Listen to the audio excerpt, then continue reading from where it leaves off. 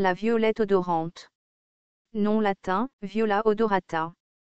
Famille, Violacées. Nom commun, violette odorante. Propriétés. Anti-inflammatoire, anticancéreux, adoucissant, diurétique, émétique, expectorant, purgatif. Les graines sont purgatives et diurétiques. Les fleurs sont diurétiques, expectorantes, purgatives. Parties utilisées. Les feuilles, les fleurs, les racines. Distribution. La violette odorante est commune dans les bois clairs, lisières, haies, pelouses, prairies et bords des chemins. C'est une plante européenne à tendance plutôt méridionale, mais aussi présente dans le nord des Philippines et en Afrique du Sud. Botanique. La violette odorante est une herbe basse avec des porte-greffes robustes.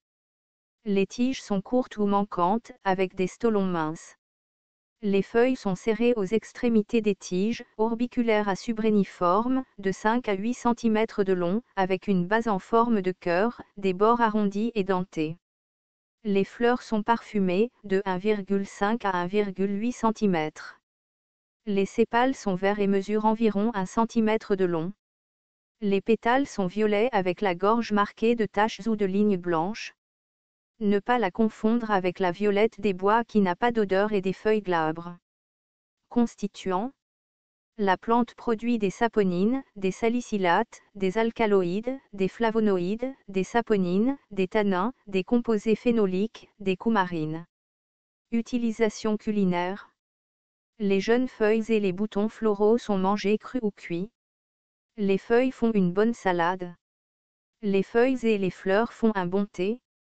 Les feuilles sont cuites et ajoutées aux ragoûts et aux soupes.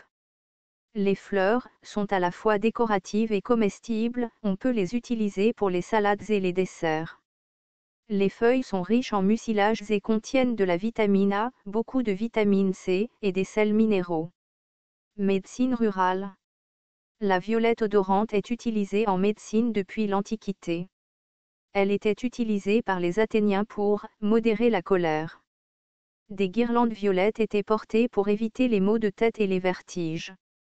Un cataplasme de feuilles fraîches est utilisé pour l'inflammation et les maladies de peau prurigineuses. Les fleurs sont utilisées sèches, comme diurétiques et expectorantes, et comme purgatives dans les troubles bilieux. Elles sont également utilisées comme antipyrétiques et diaphorétiques. Une décoction de fleurs séchées est utilisée pour la fièvre. Le sirop de violette est utilisé pour la toux et l'enrouement. Un cataplasme de la plante est également utilisé pour les maux de tête, la toux, le rhume, la bronchite, la nervosité et la débilité générale.